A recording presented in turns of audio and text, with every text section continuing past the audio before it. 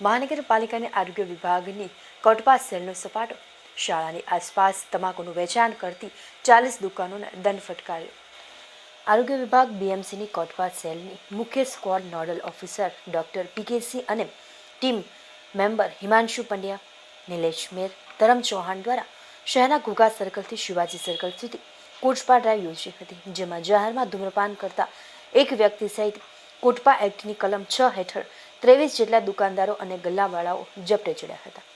આ ઉપરાંત શહેરના વિવિધ વિસ્તારોમાં પણ અર્બન હેલ્થ સેન્ટર સ્ક્વોડ દ્વારા ડ્રાઈવ યોજવામાં આવી હતી, જેમાં કુલ મળીને 40 જેટલા દુકાનદારો ગલ્લા ધારકો પર તવાઈ બોલાવાઈ હતી, તો કેટલાક લારી ધારકોને પણ દંડવામાં આવ્યા હતા.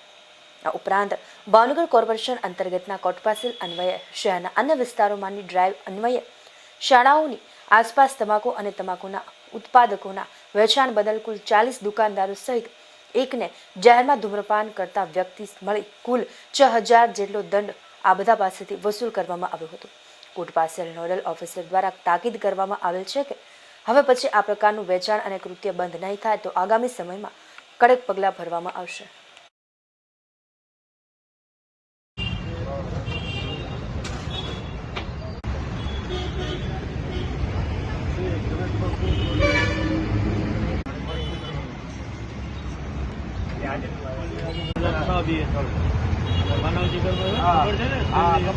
અમે ક્યાં છોકરાને વેચીએ છે?